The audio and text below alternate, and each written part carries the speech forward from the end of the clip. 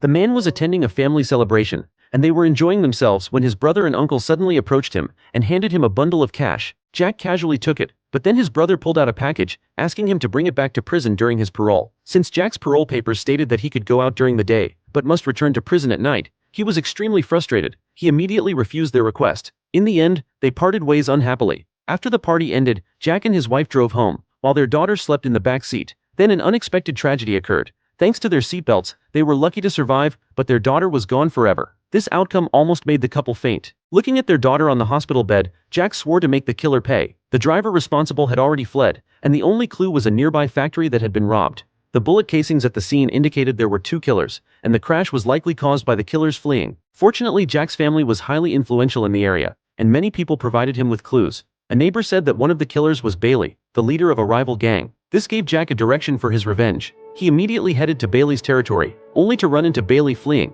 Jack quickly got up and chased after him, but was left behind by Bailey's motorcycle. Jack tried to steal a car to continue the pursuit, but was stopped by a female police officer. It turned out the police had found two dead criminals in the wilderness.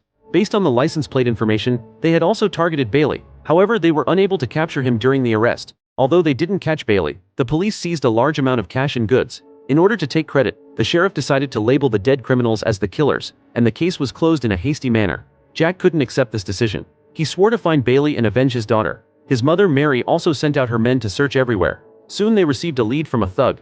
Following the lead, they found one of Bailey's subordinates. After a tough interrogation from Jack's brother, the man couldn't endure the pain and gave up Bailey's whereabouts. Taking advantage of the night, the group grabbed their tools and headed out. Jack's brother broke down the front door and they rushed inside. With a few gunshots and screams, Bailey limped out, trying to escape. Jack immediately followed, raising a hammer and began venting his anger. Meanwhile, the fight inside was nearing its end. Jack's brother raised a gun at Bailey's son. With a gunshot, Jack's revenge was finally complete. They set fire to the house, and the flames destroyed all the evidence. They thought it was all over, but unexpectedly, the female police officer caught a thug while on duty, and learned some shocking information from him. The thug had been buying goods at the factory when it was robbed.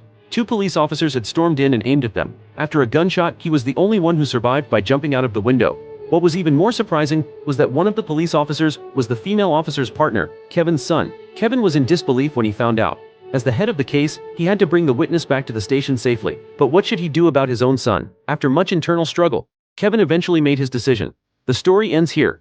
Will Kevin choose justice or family? What kind of chaos will ensue if Jack finds out he avenged the wrong person? We'll have to wait and see.